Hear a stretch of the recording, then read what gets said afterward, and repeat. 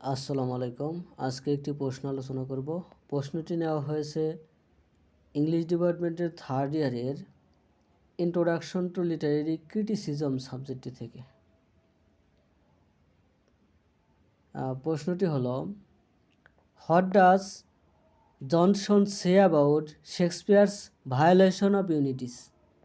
শেক্সপিয়ারের ঐক্য লঙ্ঘন সম্পর্কে জনসন কি বলেন? শুরু করছি। Dr. Samuel Johnson, an independent neoclassical critic, did not strictly follow classical rules. He praises Shakespeare for violating the unities of time and place while observing the unity of action, which Johnson considered essential for a successful drama. He says that, the unities of time and place are not essential for the drama, but the unity of action is. অর্থাৎ একজন স্বাধীন neoclassical critic doctor Samuel Johnson classical নিয়ম কঠোরভাবে অনুসরণ করেননি। তিনি সময় এবং স্থানের ঐক্য লঙ্ঘনের জন্য শেক্সপিয়ারের প্রশংসা করেন। অন্যদিকে কর্মের ঐক্য পর্যবেক্ষণ করেন, যা জনসন একটি সফল নাটকের ওপর অপরিহার্য বলে মনে করেন। তিনি যেমন বলেন, নাটকের জন্য সময় এবং স্থানের ঐক্য অপরিহার্য নয়, বরং কর্মের ঐক্য।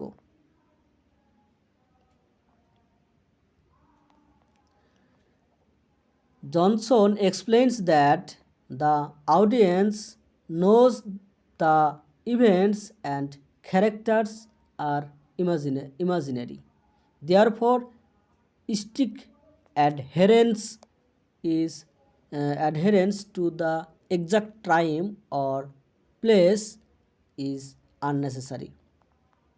The place creates an illusion or imagination that viewers accept the action as real for the sake of enjoyment and understanding.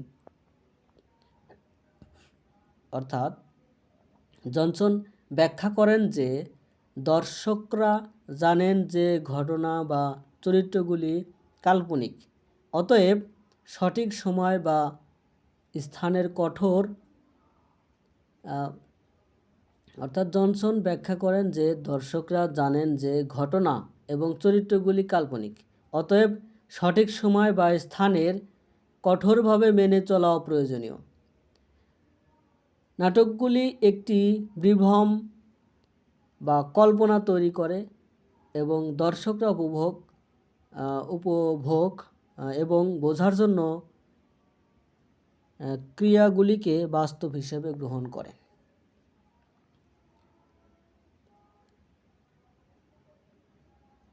By breaking unities of time and place, Shakespeare's drama becomes more effective and engaging, allowing greater freedom in depicting human actions and emotions.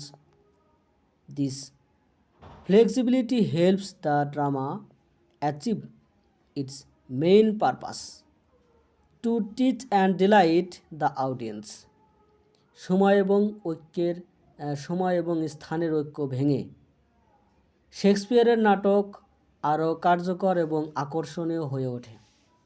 মানুষের ক্রিয়া এবং আবেগ চিত্রিত করার ক্ষেত্রে আরও বেশি স্বাধীনতা দেয়। এই নমনীয়তা নাটককে তার মূল উদ্দেশ্য অর্জনে সহায়তা করে, দর্শকদের শিক্ষা দেওয়া এবং আনন্দিত করা। In conclusion, Johnson defends Shakespeare's method showing that the violation of these unities enhances the dramatic impacts and does not harm the realism of characters not or actions. Shakespeare's play remain instructive, enjoyable and artistically superior. উপসংহারে Johnson শেক্সপিয়ারের পদ্ধতিকে সমর্থন করেন, দেখিয়ে দেন যে এই ঐক্যের লঙ্ঘন নাটকীয় প্রভাবকে বাড়িয়ে তোলে এবং চরিত্র বা কর্মের বাস্তবতার ক্ষতি করে না। শেক্সপিয়ারের নাটকগুলি লক্ষণীয় শিক্ষণীয়, উপভোগ্য এবং শৈল্পিকভাবে উন্নত। ধন্যবাদ সাথে থাকার জন্য।